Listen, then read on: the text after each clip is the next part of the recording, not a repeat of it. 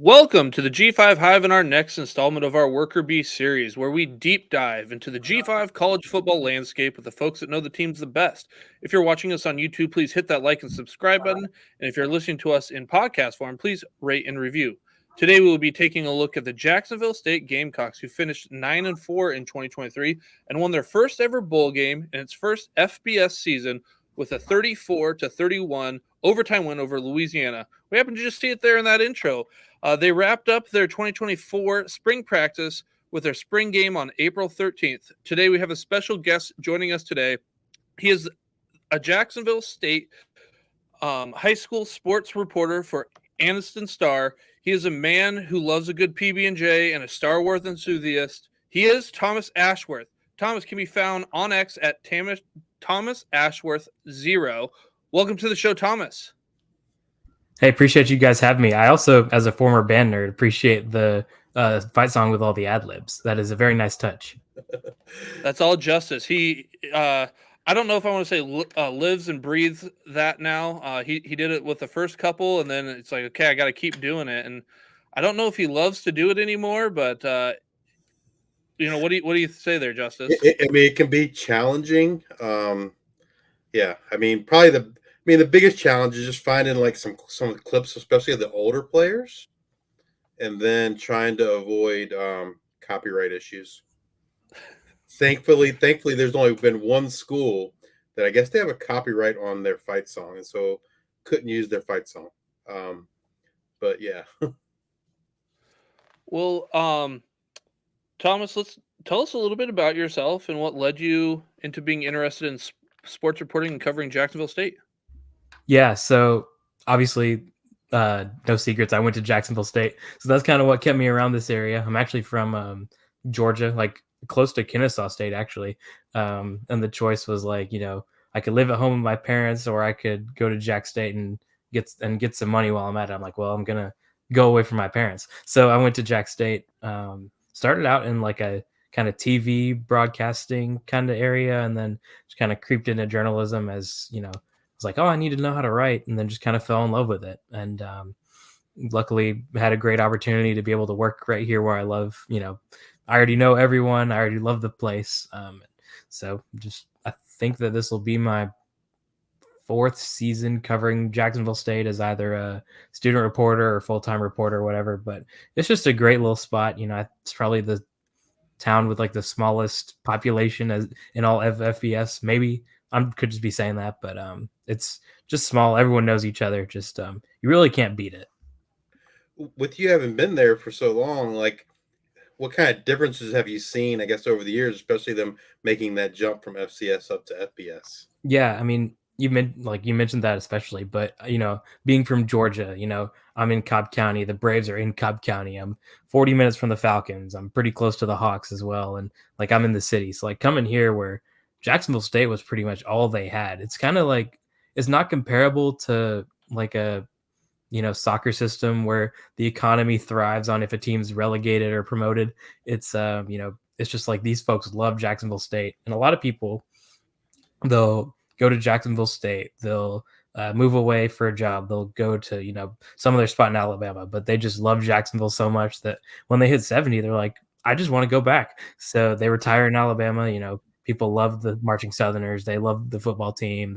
They're at every single game that they can be. So it's really just the town is just bought in, whether it's people who are going to Jacksonville State or people who are just locals and grew up in it, or if it's 80-year-old people who still think they're 30 and take their shirts off and paint up at games. It's really cool to see. It's just honestly, it's really perfect and compared to really nothing in college football. So I live in Iowa, and I'm just kind of curious. Is it like the whole town shuts down? Is like businesses closed? Like how big are we talking about? Like that Jacksonville State means to this community?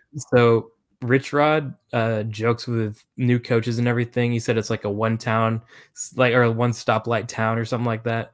And Jacksonville State's defensive coordinator, Luke Olson, is from Oklahoma. And he was like, I know one stoplight town. It's not that small. Like there's, we got a Walmart and a cookout and everything. But like, but I mean, the streets are shut down. It's like there's one big road. So it's like that whole area, like 10 minutes after kickoff's just like totally trafficked off. It's But I mean, folks come out, and if folks aren't there, then they'll, hear the cheers, or they'll hear the marching Southerners, just because everything's just so close together. But I mean, it's kind of hard to escape the atmosphere when you live in the town, for sure.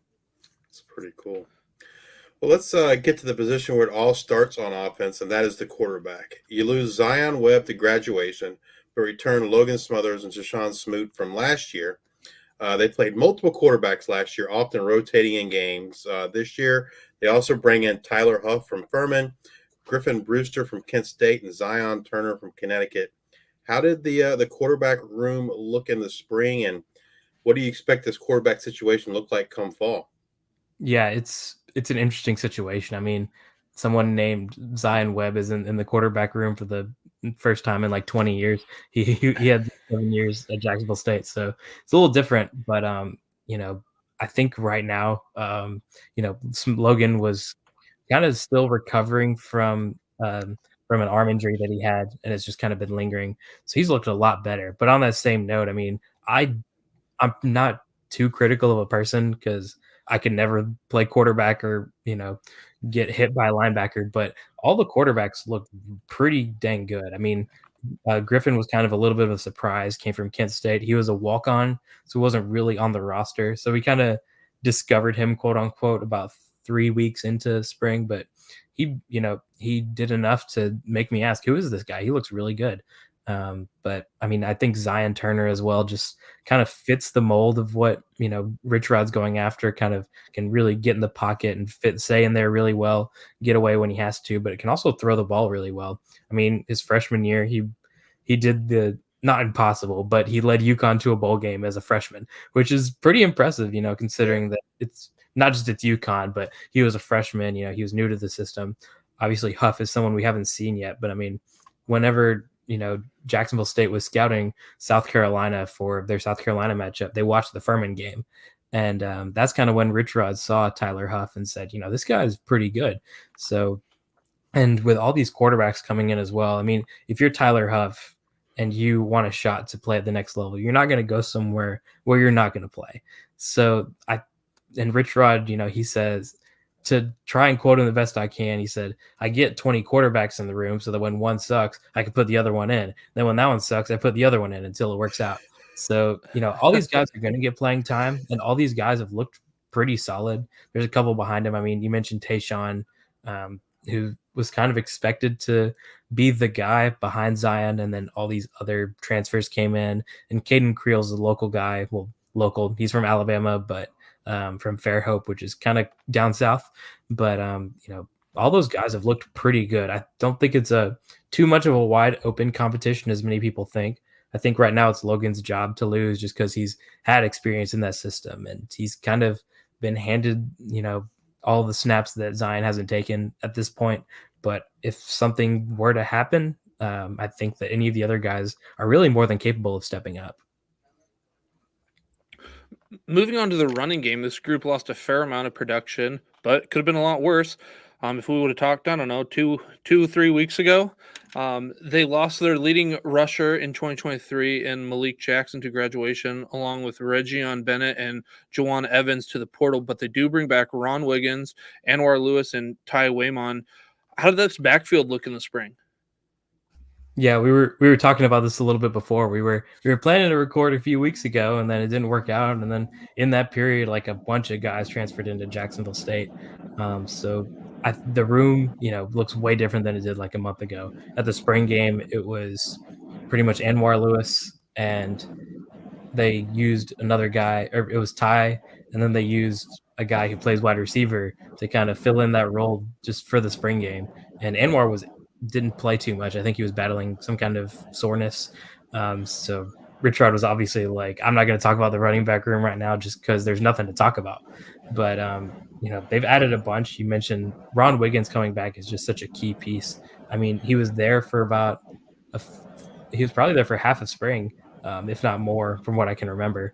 But, he was kind of expected to be the guy, and he really showed that off. He's, he looks a little bigger, but when you're playing in Rich Rod's system, you can't, he's not going for, bruisers. He's going for, people who are quick and fast. And that's kind of what Ron looked like. I think that he's taken that step.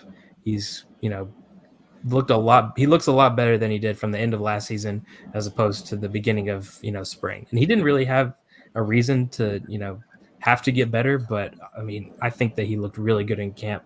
And Anwar has been a guy who's he was kind of part of that three-headed monster last year. Losing Malik is going to be kind of a tough blow, but they have obviously replacements. They're adding Andrew Paul from Georgia. They have Michelle Dukes from South Florida, and I think he played at Clemson too. Then they have a really good freshman class as well. Justice Savage, Christian Lando, and Jaden Thomas are a few guys that came in from that freshman class, and they're just like I think that they're set. I mean, I thought that they were going to have to rely a lot on these freshmen to kind of pick up what was left. All these transfers, especially guys like Andrew and Michelle, these guys look more than capable, and especially when you're adding Ron Wiggins back to that mix, I think that they might even be better this year as far as just pure depth as they were last year. What were your thoughts when you heard that Andrew Paul was coming into this running back room that already had, like you kind of mentioned, it kind of had everybody, because Ron Wiggins, I think, committed back to Jacksonville State maybe a few days prior to that. Excuse me. Yeah, I don't know the timeline. My memory's terrible, so I don't remember the timeline too well. But it's a little bit surprising for me. I mean, if you're a guy like Andrew and you have the talent, I wouldn't be too surprised if you wanted to go be a star somewhere else. I obviously don't know the nature of his injury. I don't know if that's something that's going to linger for a while, but I mean, he has the talent, and he showed it at in whether it was those minimal carries he got last season, whether it was a couple of plays from Georgia's G-Day game. He looked like he has the talent, but obviously when you're at Georgia and they have a lot of good freshmen coming in, especially running back, I mean, he's kind of going to get buried there. But I'm a little bit surprised he wouldn't want to be a star somewhere else. But if he wants carries, I mean, that's where he's going to get them, as Jacksonville State, because they use every single running back that they have in that room one way or another. Well, the quarterbacks certainly get their share of carries in this offense, but how do you think the carries shake out in that room there for 2024 and the running backs? Yeah, it's going to be interesting to see. I mean, last year it was no running backs started every game. It was Malik Jackson, most of the time, and then Ron got the start at some point, and then Anwar got the start at some point. And the way that Rich Rod runs his offense is, it's tough to say, but running backs are going to get hurt. Just the nature of them playing so fast, just the way they have to get up and they have to set back in, and then they have to, get the ball off in like 6 seconds or less. It's just the nature of the game as well, but especially in Rich Rod's system where they're moving so fast, there's just some things you can't control. So one way or another, these guys are gonna get carries. But if it were, just from what I know and what I think personally, I could see Ron really carrying that backfield. I mean, obviously he had an incredible game in the New Orleans Bowl. He really recovered quickly from injury. We thought that, and we were told after the Coastal Carolina game at week 3 or 4, he was out for the season. And then with a chest injury, then he just surprises everyone and comes back for the midweek game against FIU. And from there, he looked really good. So I could see Ron really shaking up to get a lot of those carries. Anwar is more than capable. And I don't know much about these freshmen and transfers, but Andrew Paul is a guy that obviously is more than capable. And I mean, Justice Savage, the freshman as well, he's a guy that just looks really good, really ready. He was previously committed to Indiana and flipped to Jacksonville State. So a really interesting pick for Jacksonville State, and something that wouldn't have happened, a few seasons ago. So to tell you the truth, it's a big question mark that'll have to be answered in preseason camp, but it's nothing but positive for Jacksonville State's running back room.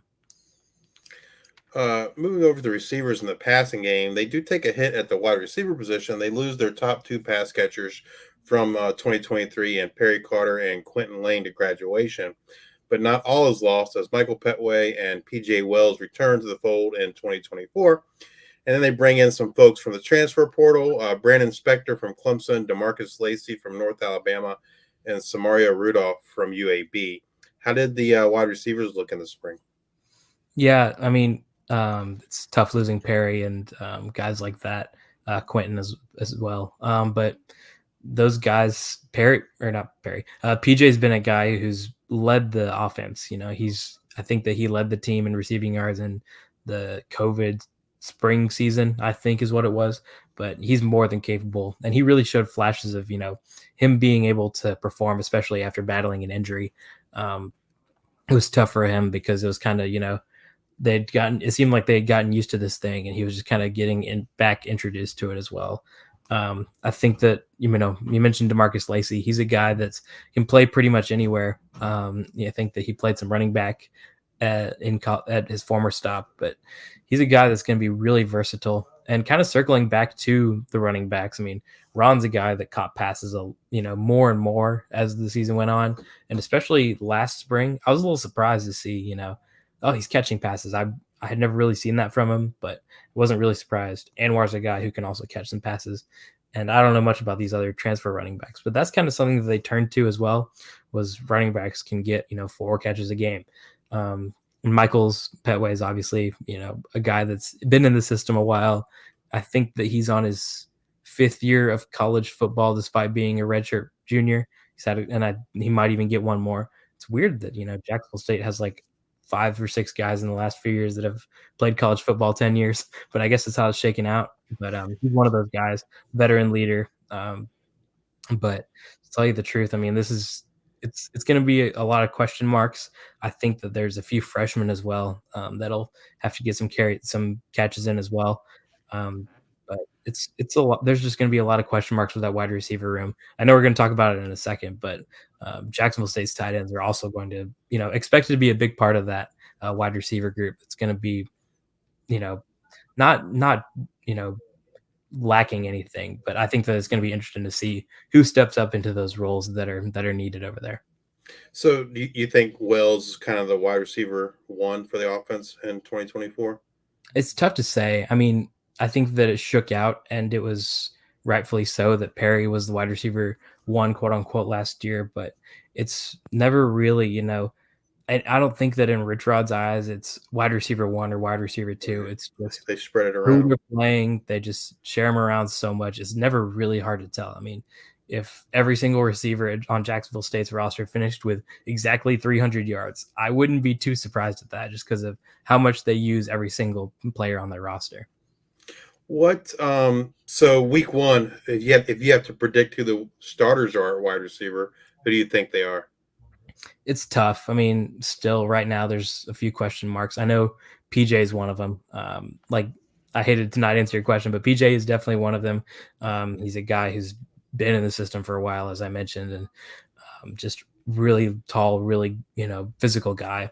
I could see Michael Petway being, I think that he would be one of the guys that would be a candidate to step up as well. I say step up, but he's been in the system a while. But, he's kind of, seen spurts on and off. But I think that especially this year, he could see a lot of consistency come his way, especially as a leader. And then kind of in that third spot, it was kind of rotated between a lot last year. I mean, Quentin Lane was kind of put in that position last year, really stepped up really well. There were a lot of other guys who were kind of rotating in and out, kind of all year. So, I mean, you could pretty much just pick a card out of a hat for any of the other guys. And I'd say, yeah, sure, go for it. All right, this next question, we weren't exactly sure where to put this question with the position group, because it seemed like this guy was all over the field in the spring. But what can you tell us about Carter Lambert and how he will be used and what his role in the offense will be?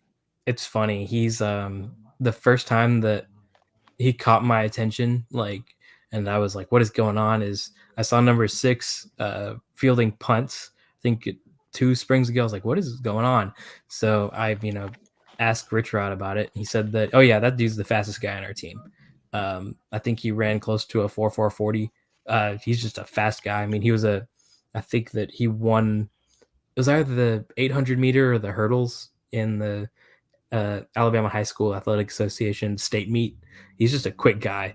I mean, he's pretty much played everywhere, as you can imagine. I mean, I think that he's a go-getter enough to even play tight end. He can run the ball. He can pass the ball. He can do pretty much anything. It's funny. He's told us before, I know that, I'm just a good athlete. And he had to work real hard for it, because he said And I quote, I was a scrawny little kid. And so he's had to work really hard for it. And it's cool to see him kind of take on this gadget role. I don't know how, what truly they think is his prime, spot. He's been working a lot on routes. He said that was his toughest thing, but it's going to be interesting to see what happens with him. I really don't know where to put that question either, but he can pretty much do it all for Jacksonville State. Would you it's pretty cool. compare it to kind of like a Taysom Hill for the Saints? Maybe I don't know. So. I think so. I mean, I don't think that he'll get too many looks at quarterback, but I could anywhere else. Sure, why not? He's game for it, and I'm game for it happening for him. The tight end position gets a fair amount of run in this offense. Returning starter Sean Brown was targeted on roughly 19% of the routes that he ran in 2023. He was the third leading receiver for the Gamecocks last year. Can we expect the same for him in 2024? I think so. I mean, he's been so valuable to this offense one way or another. As far as, in the Middle Tennessee State game, he had just a phenomenal game, and I think he was whatever the tight end of the week is nationally. Really good game that weekend, but he's just so valuable in the run game as well, as so many of these receivers and other position players are. He's just so valuable in the way that he can run routes and block, and the runway that he can just get off and catch passes as well. He's just so valuable to the team, but that doesn't really do him justice. I think that he's honestly a Sunday type of guy. He's probably one of the best pure athletes that Jacksonville State has. And Jacksonville State has a pretty good reputation of getting tight ends out, which is kind of interesting to me, but he's one of them for sure.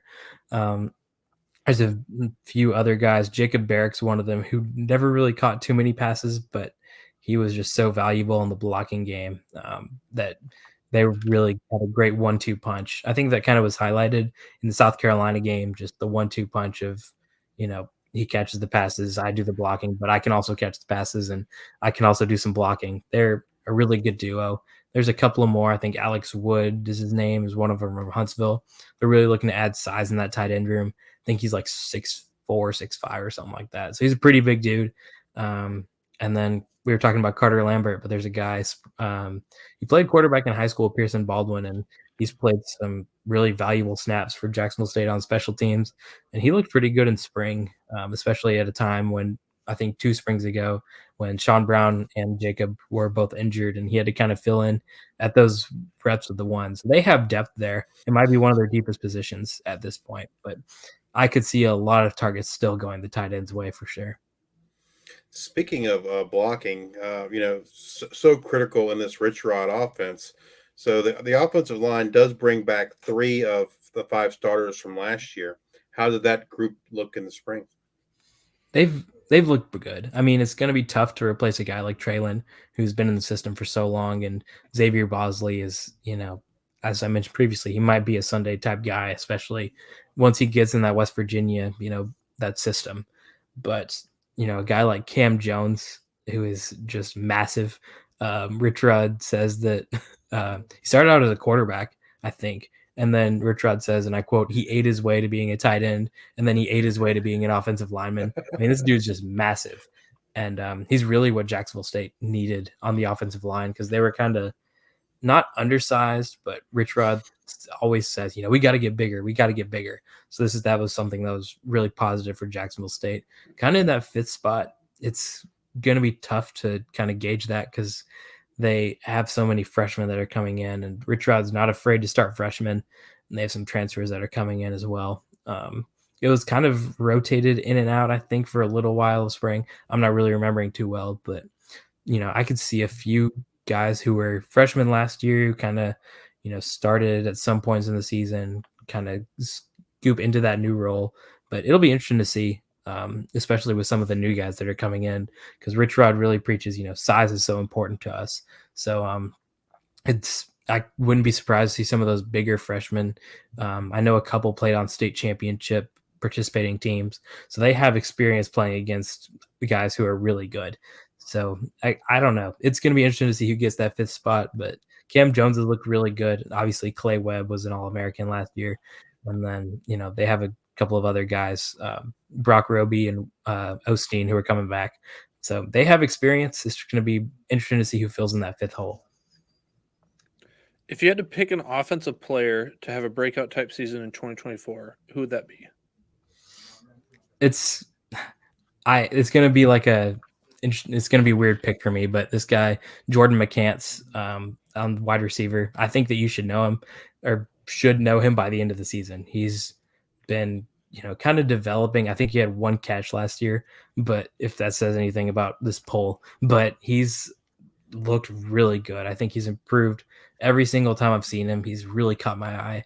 But if we're talking about a guy who was pretty good last year and could take that step this year, I mean, I think that it's tough because Ron got so many looks and then Malik got most of the carries. But I still think Anwar is a guy who can make a difference on this Jacksonville State team. I think that he got plagued with injuries for a little while. He's still kind of overcame those injuries in spring, but I think that if he can stay healthy and get healthy, he'll be a big difference maker for Jacksonville State. But if you're going for like this rare pull, I'm going with the guy Jordan McCants. I think that people might know him by the end of the season for sure. All right. Moving over to the defensive side of the ball, out goes defensive coordinator Zach Alley, and in comes Luke Olson. Luke was a senior defensive analyst at TCU, but previous to that was a defensive coordinator at Tulsa in 2022. At Tulsa, he ran a 3-3-5 defense, which is what Alley used last year there at Jacksonville State. So, I mean, I'm assuming they're going to run the same thing, the 3-3-5. But are there any subtle differences maybe we should know about? It's kind of I was talking with Luke a little while ago. I think it was a couple months ago. He said pretty much, we're going to keep doing what we do well, and it's pretty much going to be the same thing. There's going to be a lot of, defensive backs on the field. He's pretty much running the exact same thing, and he's still kind of figuring out the defensive. I wouldn't assume anymore, but in spring he was still figuring out what he had and seeing, who does what really well. That was when guys like Chris Hardy and Larry Worth were still around. So there's going to be some, new questions, but, talking to the players, they said, it's pretty much what we're used to, especially, linebackers and, especially on the defensive line. It's still, what they're going to be used to, but, I think it's still going to be aggressive, kind of the way that Zach was at times, especially, in those pressure packed situations, taking advantage of those. But I honestly think that it'll be pretty much the exact same thing. Maybe a little tweak here and there, but I wouldn't expect too much change at all.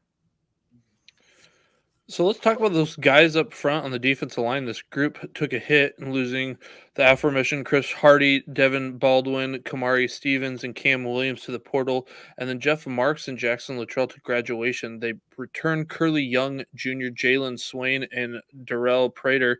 How did that unit look in the spring, and did anyone stand out to you? Yeah, I mean, Chris was there in the spring, so it's going to be a little different for me watching without Chris, but he was – I hate to talk about guys who aren't there as much, but he was a guy who there were guys on Jacksonville State's roster who were talented, and they were really talented. But this was a guy who, if I had to pick someone who would take over a game on defense, I would pick him. He's just been such a difference maker, a dominant difference maker. I think that you can go back to the tape at the MTSU game. He was just dominant that game. He took over that game at points, and it was, it gave MTSU some nightmares. And early on in the season, they shut out Eastern Michigan, I think, the one with the gray field, and yes, they just like shut them down. And Chris was a big part of that. So he's a guy who can, just take over games.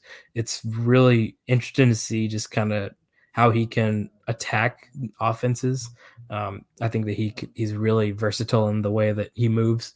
But it'll be pretty cool to see him do that at the next level at Ole Miss. I don't think that he's going to be really as much of a rotation player as people think. I think he'll really impress.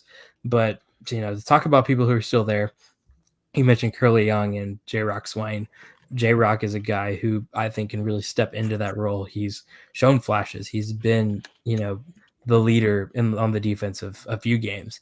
And I think that he's a guy who can be really good. And Curly as well. I mean, he was a guy who I showed a lot of flashes to me. He was he was kind of, filling in there and going here on defense.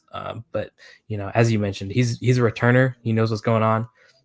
Excuse me. And Jacksonville State has a few guys coming, in through the portal and a few freshmen, but those two guys I think will be really valuable for a team, for a unit that's still trying to find its identity, probably just because of how many people are gone. Moving over to the linebackers, they do lose their leading tackler from last year, Quade Drake, to graduation. The aforementioned Larry Worth is off to Arkansas. They do bring in Reginald Hughes from Ole Miss, and then they also return Alicia Hale and others. How did the linebackers look in the spring?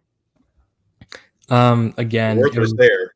Yeah, it's tough because a lot of these guys, they went through spring and they said, I'm out.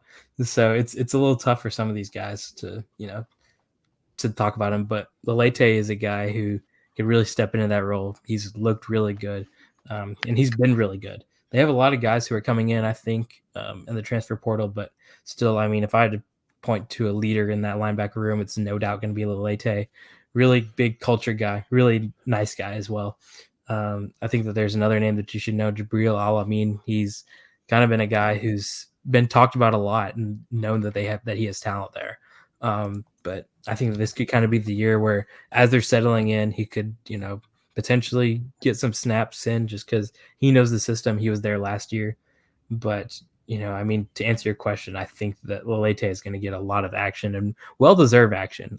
He looked really good in spring. Obviously, kind of pairing with Larry was helping him a lot, but still, he's going to have that talent. He has that drive. So I think that he's going to be the guy who will see a lot of the, tackles from last season kind of put on his stat sheet for sure. Do you think he kind of moves over into the role vacated with Worth leaving, or? It's tough. I mean, obviously they're two different players, but he's obviously, he's an aggressive guy. I think that he played the type of defense that Zach wanted, just aggressive, just get after it. And I think that he can get after the quarterback. He can get on running backs pretty quickly. He can get off the ball really quickly. So I think that, he's a guy who could, potentially fit into that role, but there's a lot of other roles I could see him into. So I think that, to answer your question, I think he'll get a lot of tackles this year for sure. The defensive backfield looks to have fared a little better. They do lose a key piece to graduation in Colby Fuquay and Jeremiah Harris. They lost Kakora Tarnu to West Virginia, but they brought back Fred Perry, Derek Carter, Marco Baker, Jabari Mack, and others. How do you see this defensive backfield shaping up? So last year, Jabari went down with an injury, and I had a lot of question marks there, but the defensive back room really looked pretty good, considering there were some injuries. Obviously there was a lot of talent there. Colby was kind of a guy who was everywhere on the field. And Jeremiah Harris, actually had two guys who were playing 7th years of football. It was Zion Webb and Jeremiah Harris last year. Really interesting situations, but Rich Rod called him, he was the extension of the coaching staff. So it's going to be interesting losing him, not just as far as the defensive back group, but another quote unquote coach on the field. But I still think that there's a solid group there. I mean, I think Derek Carter is a guy who has the most potential to, thrive, especially this year. I'm stepping into a new role. He was really good last year. I could see him really taking that next step this year. And if he chooses to go to another program, so be it. But I think that he could thrive at Jacksonville State if he was still there. They brought a lot of talent in the transfer portal. It was a lot of guys who, kind of saw a few special team snap at the Power 5 level, but couldn't really break into getting in the rotation, and they came to Jacksonville State. So it seems like, they have talent there and they have potential there. So I think a lot of holes are going to be filled by that room. But I think that Derek Carter's a name to know. Jabari's a name to know as well. And there's a few other guys, in that safety room. You mentioned Fred Perry. I think that he's a guy who plays safety, but he's still, if he's sitting there and he sees an opportunity to get after the quarterback, he's going to run as fast as he can. And he's just like a bullet train. I mean, he's really fast. So there's a lot of guys who I think could take a lot of new snaps and old snaps. There's a lot of familiar faces coming back as well. And Kaiwan McCray is another guy who, like Ron Wiggins, entered the portal, kind of tested the waters. I think he had James Madison and Texas State, among others, offer him, from what I remember, and decided to, go back to Jacksonville State. So there's guys there who are veterans and have potential. So I think they'll be fine. But if anything else, they've really added depth, especially during this summer period. Do you expect who do you expect to take Colby Fuquay's position there in that Nick role on the defense? I mean, I think that there's a lot of guys who, I keep saying there's a lot of guys, but there's a lot of guys who can kind of blend into that role. I mean, I think that it's not going to be one person, I don't think. I mean, Fred Perry's kind of a guy who can, get after the quarterback when needed, but can also be really good in coverage. I mentioned Kaiwan McCray. I think that he's a guy who, can kind of do the same thing. They were pretty good, they're pretty good examples of what they can do. But I don't think that it's going to be one person replacing Colby. But in that role, I mean, it just seems like there's a few guys who can, play at linebacker. They can play at, cornerback. They can play at safety. They can do a lot of things. And I think that's one thing that Jacksonville State and Rich Rod especially do really well, is kind of finding athletes. They don't just take, we need a running back, we need a quarterback. There's a few guys who are freshmen who are being recruited as athletes and just kind of, we'll see what we can do with you. And they played on both sides of the ball. I think that's something Rich Rod does really well as far as evaluating talent. So it'll be interesting to see who steps into that role, but I think it'll be more than one person if we're talking about replacing Colby. If you had to pick a defensive player to have a breakout type season in 2024, who would that be? I'll give you a couple answers. My cop-out answer, I'll say Jabari Mack really, kind of suffered because of injuries. I think that he would have been a really key piece in that, defense last year. And not that the secondary wasn't good. I mean, I just think it would have, been better if they had that depth with him there.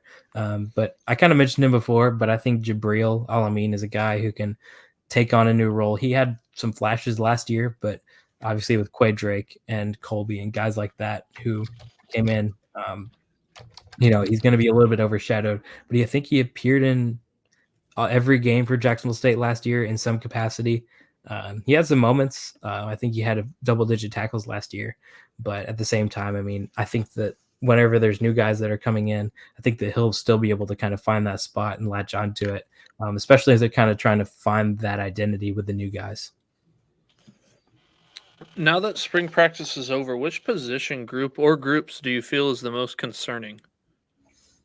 I think that the one that I have the most questions about would be the defensive line. I think that there's a few questions there, especially, with guys who departed, I think Chris is obviously the big one, but I think that there's going to be some questions there as to, who's going to fill in that, dominant player type of role, what's going to happen there. But I think that J-Rock is still a guy who can, thrive in that role. I think there's another handful of guys who can, produce, but who's going to be that guy on the defensive line who can, who's going to be that animal, who's going to be the guy who can, take over games if there is a guy. But I think right now it'll be the defensive line, but I think Jacksonville State's answers have really been, or questions have really been answered, especially, a lot of them during the summer period with the transfer portal. Has Richard mentioned anything in particular that they're looking to add in the transfer portal? The big one obviously was running back. Whenever the spring game was around and they had two running backs that were playing in the spring game, one of them was a wide receiver. But I think that now, I think defensive line is still a question mark. I think they need size there. If I'm Rich Rod, that's what I'm going after. One, because that's what he talks about all the time. But two, I mean, there's just a lot of questions there. I think that, with the way that he plays, I think that wide receiver is still kind of a need in the way that they just rotate so many packages in and so many packages out. I think they'll be fine. If they didn't add any more, I don't think it would be a concern. But if Rich Rod was asked, hey, what do you need? He'd probably say defensive line and wide receiver, unless I'm just forgetting on something. But I think that's what they would need. What would you say is the main strength of this team? Well, we kind of mentioned it, but I think the running back room is made leaps and bounds compared to what it was. I mean, they just have so much depth, especially compared to last year, where they kind of had guys who it's like, who are you? But now they're kind of moving into guys who, you know, when you're getting 5 or 6 deep and you know who these guys are, just because, you know, whether it's they're coming in through the portal and they've made names for themselves already, or they're freshmen who are highly touted.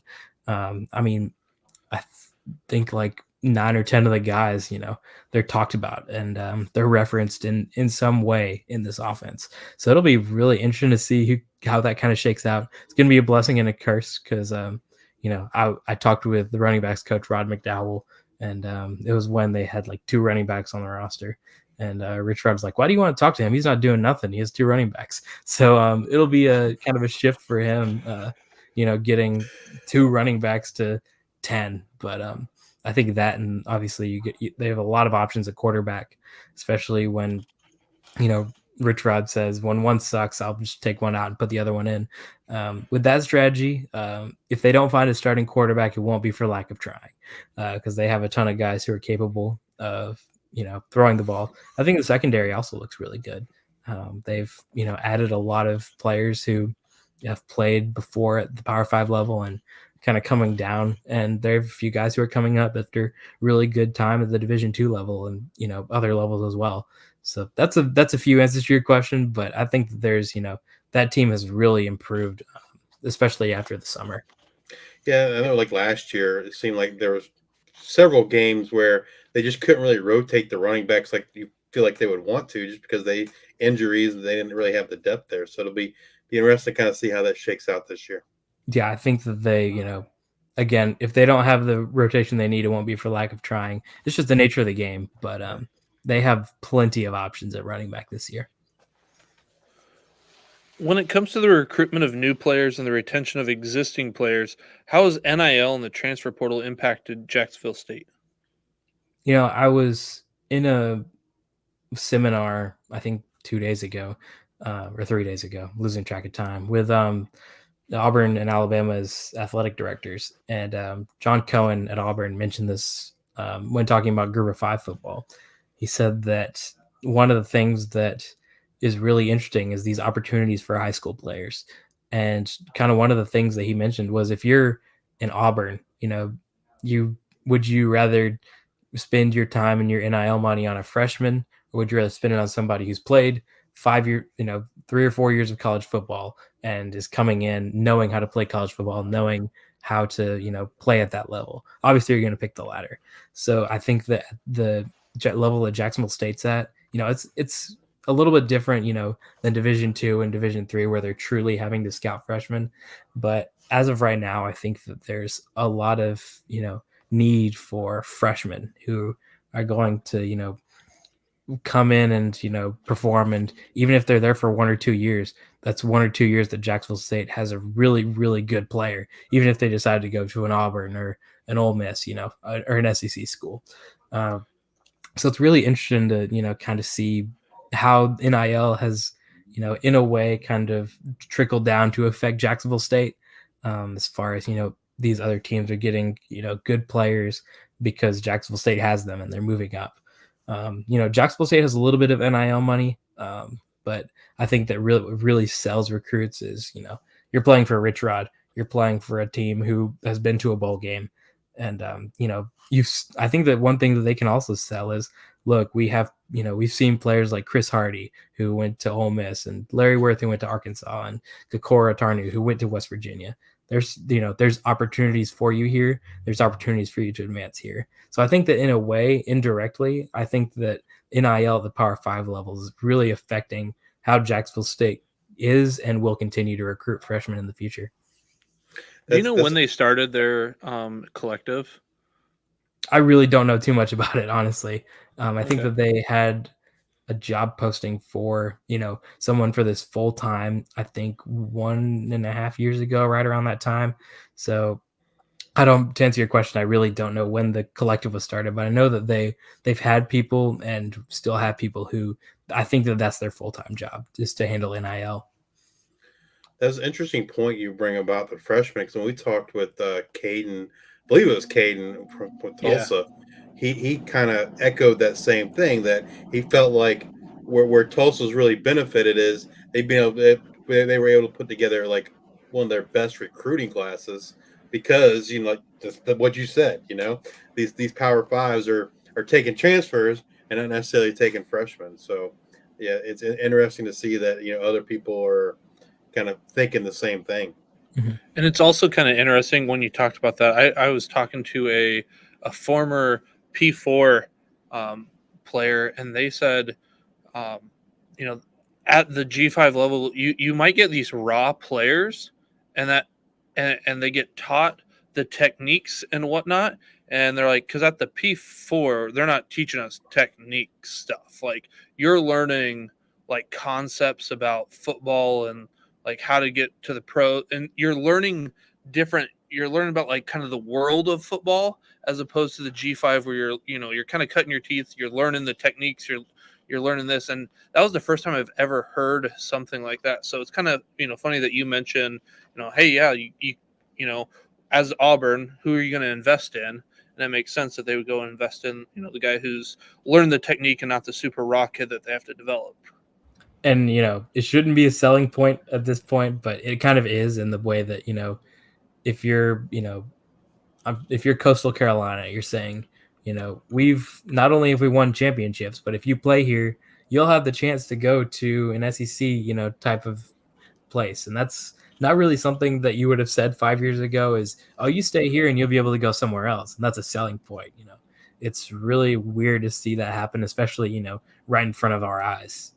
But you guys mentioned talk about it all the time. You talk with every G5 reporter in the country, but it's I know y'all know it as well as everyone, but it's a really interesting time for these group of 5 levels schools, who not only aren't SEC schools or Big Ten schools, but also don't really have as much facility wise or money wise even as schools like Liberty or Appalachian State, or it can kind of be divided into even 3 subsections if you want to really get that deep. But it's still really interesting whenever you're evaluating recruiting at this level, for sure.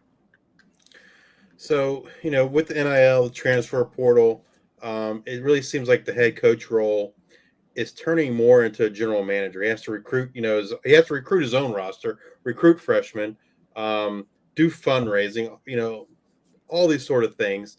Do you kind of see like Rich Rod like kind of doing all those things, and is he still able to do the X's and O's too, or do they have other staff that maybe can help him relieve some of those duties, so he's able to be more heavily involved in the X's and O's? It seems like a lot of their assistants love recruiting. I know that there's a handful. Their running back coach, Rod McDowell, their safeties coach, who is new this year, Brandon Napoleon. They're just so active in, it's what I see on social media. So obviously I don't know, who's boots on the ground and things like that, but those guys seem really boots on the ground. They just love recruiting. They love being able to, impact people one way or another. And that's something that I talked with Rod McDowell about as well. He says, look, at this level, if they don't pick us, just because they're so talented, it's not a knock on us. And what I want to do is, not only do I want them to think, I want to go to Jacksonville State. They want them to think, after a conversation with me, I want them to feel better about themselves. And in talking with one of the players too, they've said, Coach McDowell, in one of the meetings I had with him, he literally taught me something better about my game. And that's not something that really people do when they're recruiting. But he said that was a really big selling point. But I think that Rich Rod's also, kind of a face in his own way. I mean, I think that I know the coaching staff really likes him a lot. And, they think that he's a really good guy to work for and a really good coach to play for. So I think that in his own way, he kind of sells himself, but I still think that he's really active, especially when it comes to hosting camps, when it comes to connecting with kids who he really wants to be at Jacksonville State. But I think his assistants do a really good job just as far as getting Jacksonville State's name out and getting, recruits involved one way or another. Because you never know, like in this day and age, they might not pick you the first time, but a lot of times there's going to be a second, maybe even a third time, right? And so those relationships are huge for those, those guys. Maybe you missed the first time. Not for sure. All right, Thomas, what does success look like in 2024 for Jacksonville State?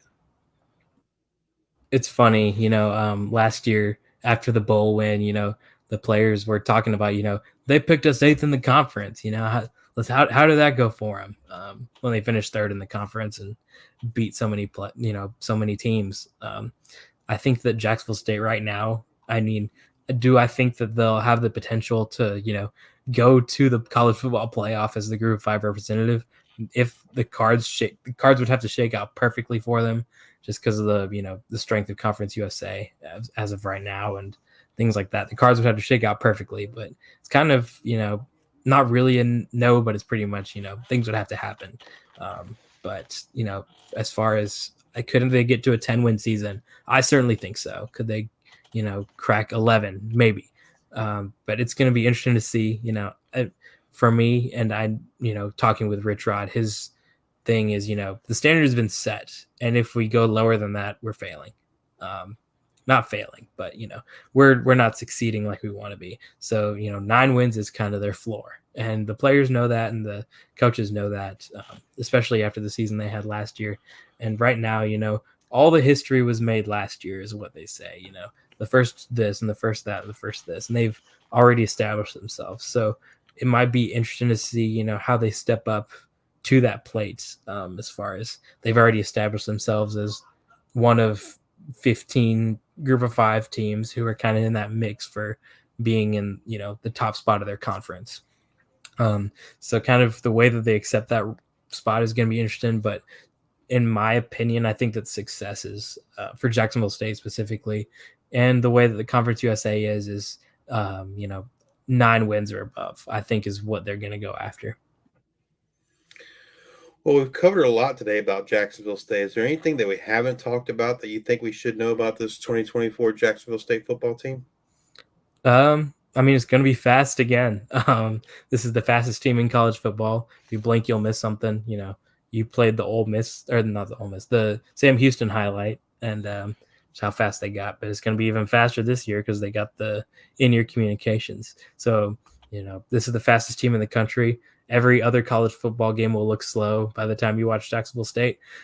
So beware. But it should be a fun season for them.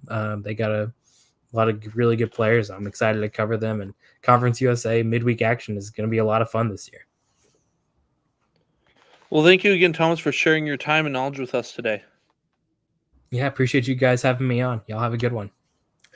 If you are watching on YouTube, please hit that like and subscribe button. If you're listening in podcast form, please leave a rate and review on Spotify or Apple Podcasts. Thank you all for your support. And until the next time, we are the G5 Hive.